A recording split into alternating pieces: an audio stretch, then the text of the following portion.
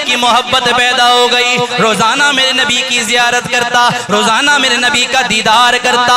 कुछ अरसा गुजरा, कुछ अरसे के बाद कुछ दिनों के लिए नबी का दीदार नहीं हुआ, नबी की जियारत नहीं हुई। नबी की जियारत से महरूम रहने की वजह से तड़पते तड़पते बीमार हो गया। जब बीमार हुआ चारपाई पे पड़ा है, तरह तरह के तबीब बुलाए गए कि इसका मर्ज चेक करो, इसकी बीमारी मालूम करो, किस बीमारी में मुब्तला है।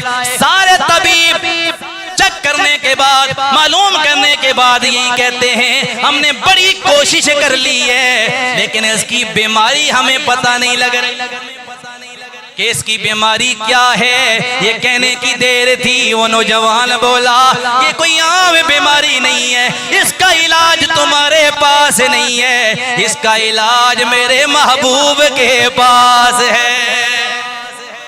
गोया कह रहा हो तूने दे दवाइयां मेरे यार रहने दे, आका दे बीमारा नू बीमार रहने दे। तो कहने लगा सुन लो, मैं नबी की मोहब्बत का बीमार हूं।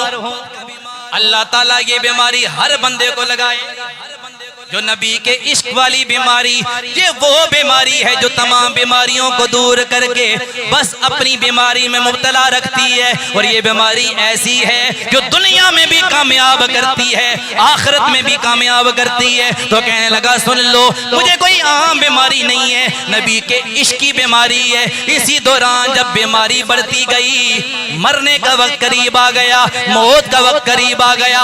जब मौत का वक्त करीब आया, बाप कहने लगा बेटे क्या तेरी कोई ख्वाहिश है, क्या तेरी कोई वसीयत है? वो कहने लगा एक ही ख्वाहिश है कि मैं मोहम्मद का दीदार करना चाहता हूँ।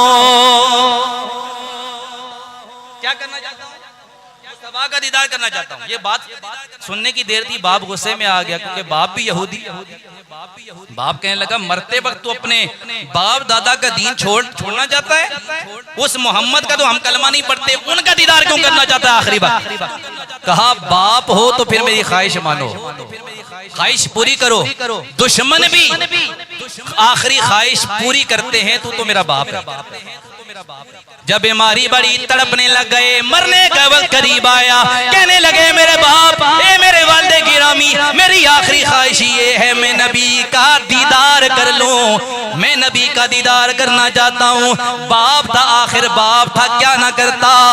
मेरे नबी को बुला कर लाए, मेरे नबी की बारगाह में आए, अर्ज करने लगे या रसूल अल्लाह, मैं हूँ तो यहूदी लेकिन मेरा बेटा आपसे मोहब्बत करता है, मेरी तमन्ना ये आप मेरे घर आ जाएं ताकि मेरे बेटे का जो आखिरी वक्त है, आखिरी ख्वाहिश पूरी हो जाए, वो आपको देखना चाहता है। मेरे आका चल पड़े उनके घर की जानिब। इसी दौरान वो नौजवान बेहोशी के आलम में चला गया, बेहोश हो गया, आंखें बंद हो गई।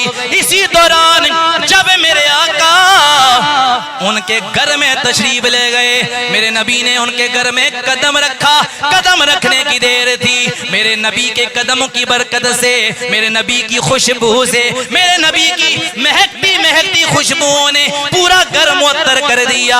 उस नौजवान की आंखें खुल गई, मेरे नबी को देखने लग गया, मेरे नबी की जियारत करने लग गया। मेरे नबी ने फरमाया ए नौजवान, तू मुझसे मोहब्बत करता है और मैं ये चाहता हूँ मुझसे मोहब्बत करने वाला जहन्नम में ना जाए। अगर तू चाहता है कि तू कामयाब हो जाए, अगर तू मुझसे मोहब्बत करता है तो मेरा कलमा पढ़ के मुसलमान हो जा। ये कहने की देर थी, उस नौजवान ने अपने बाप की तरफ देखा, बाप भी उसके दिल में भी मोहब्बत पैदा हो गई। कहने लगा बेटा जैसे ये कहते हैं कर दे।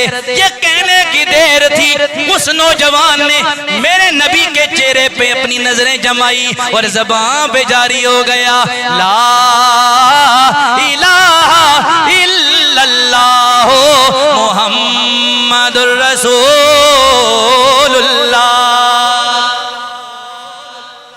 कलमा पढ़ लिया, मुसलमान हो गया। कलमा पढ़ते ही रूह कब्ज हो गई, रूह परवाज कर गई। मेरे नबी ने सहाबा से फरमाया, सहाबा इसकी उठाओ लाश और मदीने की गलियों से घुमाते घुमाते जनाजा गाह तक ले जाओ। गोया फरमाया ओ आशिक का जनाजा है, जरा दूम से निकले। अच्छा, जब अभी कलमा उसने पूरी जिंदगी, जाहिर सी बात है यहूदी था, ना नमाज पढ़ी ना रोजा कुछ भी नहीं, लेकिन नबी का कलमा पढ़ लिया, सहाबी बन गया। अब वो सहाबी होने की वजह से गौसे पाक से भी अफजल हो गया, हजरते दाता अली हजवेरी से भी अफजल हो गया, ख्वाजा मोइनुद्दीन चिश्ती अजमेरी से भी अफजल हो गया, तमाम बड़े बड़े जो वली हैं इनसे अफजल। क्यों? फरमाया इसलिए कि उसने नबी का चेहरा देखा और ईमान ले आया। सहाबी जो है वो तमाम लोगों से अफजल होता है, तमाम वलियों से अफजल। तो एक कलमा पढ़ने की वजह से अफजल हो गया, उसे मर्तबा ये मिला। जब उसके उस मर्तबे को देखा तो सहाबा रश करने लगे। अच्छा, जब जनाजा गुजरा ना, जनाजा गुजरा तो मेरे नबी को सहाबा ने देखा कि हुजूर अपने पाँव की उंगलियों के बल चल रहे हैं, यानी पाँव जमीन पे, पूरे पाँव जमीन पे नहीं रख रहे। सहाबा ने अर्ज की, या रसूलल्लाह ये क्या मामला है, आप पूरे पाँव जमीन पे नहीं रख रहे, पाँव की उंगलियों के बल चल रहे हैं। तो मेरे नबी ने जो जवाब दिया तड़प जाएंगे। मेरे नबी ने फरमाया, है मेरे गुलामों, मैं पूरे पाँव जमीन पे नहीं रख सकता।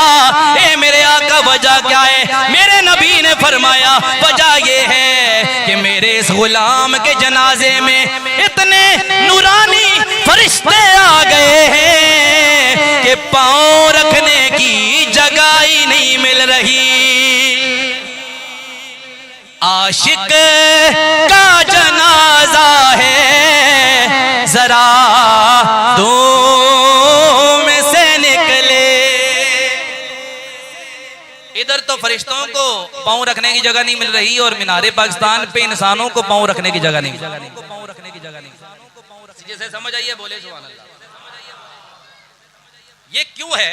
ये इतने शान वाले जनाजे इसलिए होते हैं कि उन्होंने हुजूर से वफा की, हुजूर से ऐसी मोहब्बत की होती है कि जब वो दुनिया से जाते हैं, इस शान से उनके जनाजे उठते हैं कि दुनिया वाले देखकर हैरान रह जाते हैं। जवाब आता है, दुनिया वालों, ये मेरा गुलाम था, मेरा आशिक था, इसका जीना भी शान वाला है, इसका मरना भी शान वाला है। जब ये दुनिया में तुम्हारे सामने था, तुमने शान देख ली, अब दुनिया से जा रहा है तो फिर मैं दुनिया वालों को इसकी शान भी दिखाना चाहता हूं कि 2 करोड़ अवाम आकर जनाजा पड़ेगी, दुनिया की आंखें भी खुल जाएंगी। जो नबी से वफादारी करता है वो कभी हुजूर उसे महरूम नहीं रखते, उसे दुनिया में भी शान मिलती है। जब वो दुनिया से जाता है तब भी उसका जनाजा भी शान वाला होता है।